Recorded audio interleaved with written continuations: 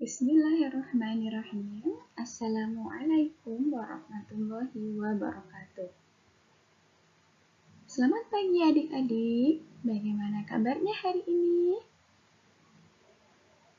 Baik, alhamdulillah Ibu juga baik kabarnya hari ini. Baik, yang pertama Ibu akan menanyakan gimana habis liburan. Karena kita kan pertama di semester 2 ya. Pada seneng ya, alhamdulillah 2 minggu liburan, pada seneng di rumah. Belajar nggak nih di rumah nih? Pasti harus belajar ya. Oke, baik, Ibu bakal ngaksen satu-satu, didengarin baik-baik. Kalau Ibu panggil, silakan bilang hadir dan hadirah. Oke, ada Ahmad hadir, ada Agus hadir enggak? Alhamdulillah hadir. Ada Amelia hadir. Oke, hadir semua ya hari ini ya, nggak ada yang izin. Nggak ada. Oke, yang pertama untuk pertemuan kali ini di akidah di Al-Quran hadis, maaf salah, Ibu akan menjelaskan tentang ada membangun budaya kritis melalui dakwah. Jadi di bab 5 ini kita akan belajar tentang apa itu dakwah, bagaimana cara kita berdakwah, mengenal Nabi dahulu bagaimana berdakwahnya. Jadi kita pelan-pelan aja karena baru mulai, jadi kita pelan-pelan aja. Sekarang Ibu mau tanya apa itu dakwah? Ada yang bisa jawab apa itu dakwah? Bener banget Amelia, dakwah itu mengajarkan agama Islam ke orang lain. Benar, bukan hanya itu, dakwah juga mengajak orang lain untuk berbuat kebaikan, untuk beribadah di jalan Islam, di jalan Allah. Baik, yang selanjutnya kita ada memahami ayat tentang kewajiban dakwah. Jadi dakwah itu wajib untuk semua umat Islam, semuanya tanpa terkecuali. Gimana tuh Bu dakwahnya? Kan kita bukan ustaz, enggak apa-apa. Enggak harus ustaz untuk berdakwah, enggak harus ustazah untuk berdakwah, enggak harus. Kita umat muslim semuanya diwajibkan untuk berdakwah. Ini apa sih itu dakwah?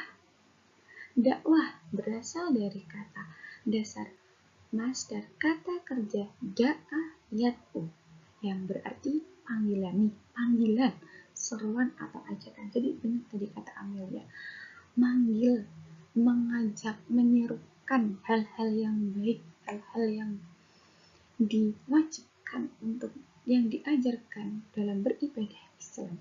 Dakwah secara istilah, dakwah berarti kegiatan yang bersifat mengajak, memanggil orang untuk taat kepada Allah sesuai dengan garis akidah, syariah, dan akhlak Islamnya.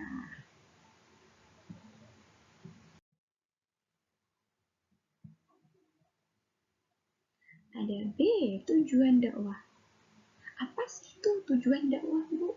Ngapain sih Bu kita harus menyerukan, ngapain sih kita harus ngajak-ngajak orang lain gitu? Satu, untuk membentuk pribadi muslim yang mempunyai iman yang kuat, perilaku yang sesuai dengan hukum-hukum yang disyariatkan Allah. Jadi kita tuh berdakwah untuk apa? Untuk menguatkan iman kita dan iman orang yang kita ajak untuk berbuat baik. Jadi kita tuh biar kuat imannya. Ilmu yang didapatkan dari orang lain, gimana walaupun sedikit aja, kita harus berbagi. Nah, berbagi ilmu itulah yang namanya dakwah. Terus yang kedua, nih ada untuk membentuk keluarga yang bahagia, penuh ketentraman ketentraman dan cinta kasih antara anggota keluarga. Nih, dari mana sih Bu kita mau dakwah tuh? Aku tuh takut kalau ke teman-temanku nanti dibilang ini itu. Kita bisa memulai dakwah dari keluarga, dari ayah, ibu, adik, kakak. Kayak kalau nggak berani ke ayah kan kita nggak sopan gitu ya. Mungkin kayak gini ke adiknya, adik ayo sholat jamaah. Nah gitu namanya juga udah dakwah. Kayak kakak ayo kita ke masjid, kakak ayo kita ngaji. Kayak kita juga udah dakwah lah adik-adik. Yang kita untuk membentuk masyarakat yang sejahtera, penuh kedamaian dan suasana keislaman. Yang selanjutnya ada ayat tentang kewajiban dakwah. Gimana tuh bunyinya? Ada di Quran surat An-Nahl ayat 125. Disimak, Ibu akan membacakan ya. A'udzu billahi minasyaitonir rajim. Bismillahirrahmanirrahim. Ud'u ila sabili rabbika bil hikmati wal mau'izatil hasanati wajadilhum billati hiya ahsan. Inna rabbaka huwa a'lamu biman dhalla 'an sabilihi wa huwa a'lamu bil muhtadin. Shadaqallahul adzim. Yang artinya, serulah manusia kepada jalan Tuhanmu dengan hikmah dan pelajaran yang baik, dan bantahlah mereka dengan cara yang lebih baik. Sesungguhnya Tuhanmu, dialah yang lebih mengetahui tentang siapa yang tersesat di jalannya, dan dialah yang lebih mengerti orang-orang yang mendapat petunjuk.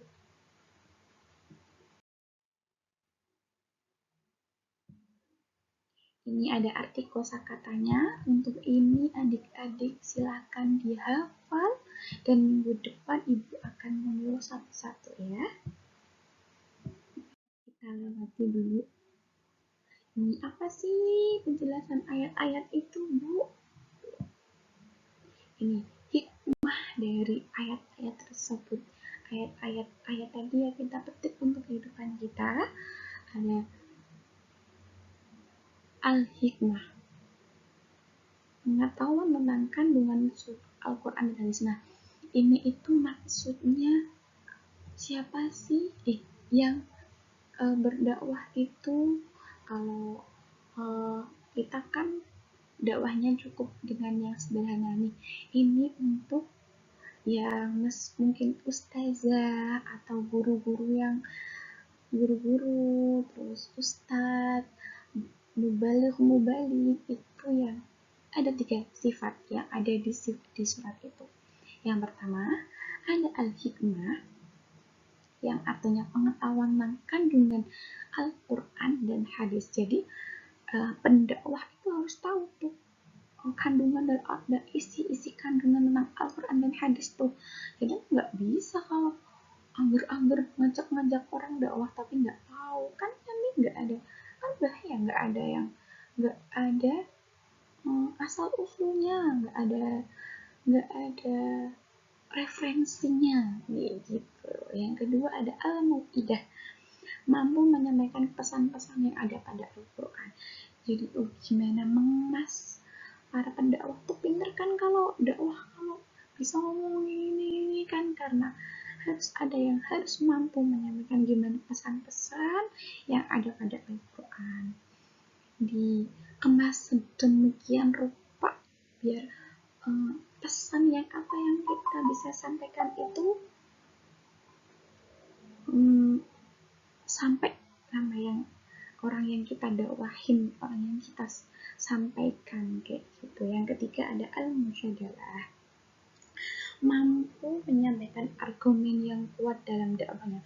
Kadang tuh ada kan kalau kita pas dakwahin orang kan, kita ngasih tahu orang tuh kok angel banget, ada aja tuh nggak gini tuh, nggak gini, nggak gitu, ada aja alasannya, ada aja yang harus ada aja yang kayak nolak, nggak boleh nggak kayak gitu kok, nggak sama-sama prinsip aku. Nah, pendakwah harus mampu melawan argumen-argumen itu, mutusin argumen-argumen itu. Enggak, ini yang benar tuh kayak gini, yang ikut Al-Quran dan hadis kayak itu. Itulah kriteria-kriteria yang ada, yang harus ada dalam pendakwah menurut Al-Quran surat An-Nahl 125.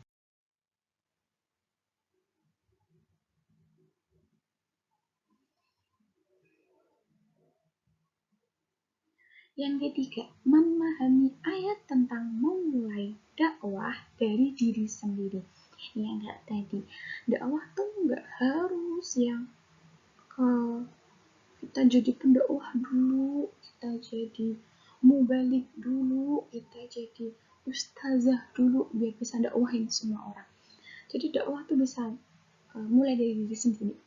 Yang tadi kayak keluarga yang ngajak adik, ayo adik kita jamaah, ayo kakak kita ke masjid, kayak gitu juga udah berdakwah.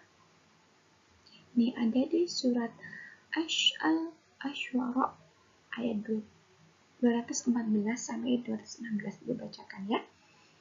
A'udzubillahi minasyaitonirrajim. Bismillahirrahmanirrahim.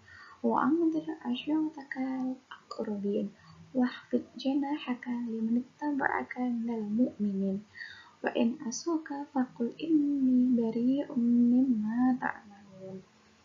Shadaqallahul azim, yang artinya, dan berilah peringatan kepada kerabat-kerabatmu yang terdekat, dan rendahkanlah dirimu terhadap orang-orang yang mengikutimu, yaitu orang-orang yang beriman.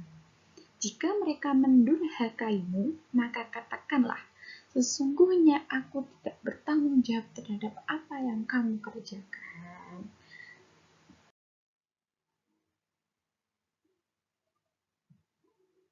Untuk arti kosakatanya bisa dibaca dulu. Nah, dan untuk yang minggu depan tetap yang pertama dulu ya, yang tadi ya, yang ini jangan dihafalkan dulu. Ibu akan nangis yang surat An-Nahl ayat 120. Ibu akan jelasin isi kandungannya. Nah, penjelasan ayat itu memulai dakwah dari diri sendiri dan kerabat terdekat. Gimana tuh, Bu? Kan aku Bu, aku bukan pendakwah, Bu. Aku bukan ustazah, bukan mubalik, enggak apa-apa. Mengajak, kan dakwah itu mengajak. Ngajak kerabat, saudaranya, kayak ada pengajian tuh di rumah. Ayo Lek, ayo Pak D, ayo Bu D, ayo Ade, ayo kakak, yuk kita ikut pengajian itu yuk. Tuh, kayak gitu tuh juga dakwah, juga ngajak ke hal yang baik, ngajak untuk ibadah yang baik kayak gitu. Atau ada semaan Al-Quran tuh, ayo ibu ikut semaan di musola itu, aku pengen ngaji, aku pengen dengar orang yang hafal Al-Quran itu ngaji. Nah, ngajak ibu tuh daripada di rumah, Bu, kita kan liburan kayak gitu. Itu namanya dakwah juga. Yang kedua, al-ibza, yaitu ajakan dakwah yang mengandung unsur peringatan dan ancaman akan adanya azab Allah. Ini seperti. Terus yang ketiga, menyampaikan dakwah secara lemah lembut. Jadi dakwah itu nggak harus memaksa, lemah lembut, menyampaikannya baik-baik, nggak ada paksaan dan nggak ada yang namanya kasar-kasar. Yang keempat ada memahami ayat tentang jaminan keamanan dalam dakwah. Ada Quran surat Al-Hijr ayat 94 sampai 96. A'udzubillahi minasyaitonirrajim. Bismillahirrahmanirrahim. Fasda' bima tu'maru wa'rid 'anil musyrikin. Inna kafainakal mustahzi'in alladzina yaj'aluna ma'ahum ilahan akhar fa sawfa ya'lamun.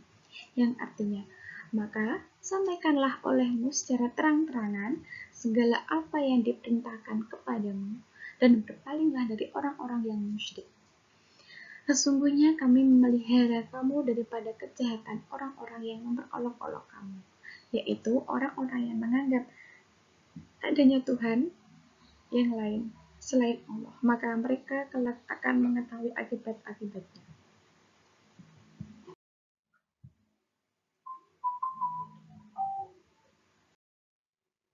Penjelasan ayat tersebut, setelah turunnya ayat ini, dakwah yang dulunya dilakukan secara sembunyi-sembunyi atau dakwah bi-al-sir, sekarang dilakukan dengan terang-terangan atau dakwah bi-al-jahr, dan tidak lagi menghiraukan ancaman yang dilancarkan orang musyrik, karena Allah Subhanahu wa Ta'ala menjaga keselamatan beliau dari tipu daya mereka, dan jaminan keselamatan ini tidak hanya diberikan kepada Nabi saja, tapi semua pelaku dakwah.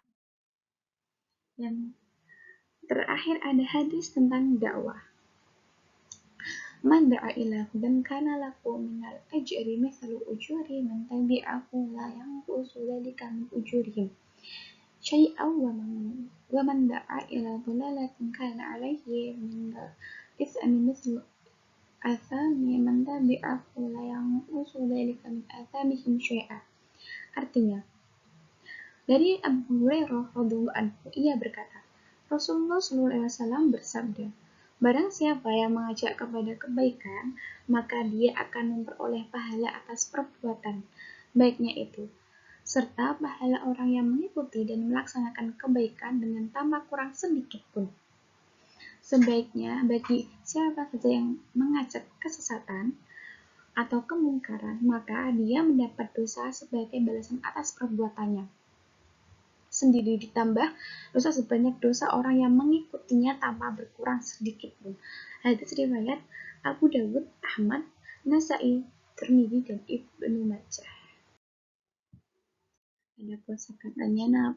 Penjelasan dari hadis tersebut, Rasulullah mentujukan imbalan yang sangat besar bagi orang yang berkomitmen memberikan dakwah, pencerahan, dan sebagaimana yang disebutkan di dalam hadis di atas, bahwa pahala yang mengajak orang lain berbuat baik tidak pernah terputus. Ini merupakan salah satu bentuk amal jariahnya. Nah, jadi kalau adik-adik mengajak orang berdakwah, mengajak orang berbuat baik, itu pahalanya nggak akan terputus kalau dia melaksanakan terus-menerus. Jadi ilmu yang kita sampaikan walaupun sedikit tapi diamalkan oleh orang yang kita ajak dakwah, kita ajak berbuat baik nih, alhamdulillah, nah amal jariah itu akan terus ada buat kita. Kalau sebaliknya, kalau adik-adik ngajak temennya jahat, berbuat jelek, berbuat buruk, kok dilakuin terus-menerus, bukan pahala tapi dosa juga akan balik ke adik-adik. Jadi hati-hati, jangan ngajak-ngajak temannya yang buruk nih, nah dosa ya. Sekian itu mungkin dari penjelasan hari ini. Untuk PR, jangan lupa dihafalkan kosakata surat An-Nahl tadi ya. Minggu depan ibu akan suruh maju satu-satu. Jangan sampai ada yang nggak hafal. Wassalamualaikum warahmatullahi wabarakatuh. Terima kasih untuk hari ini. Selamat siang.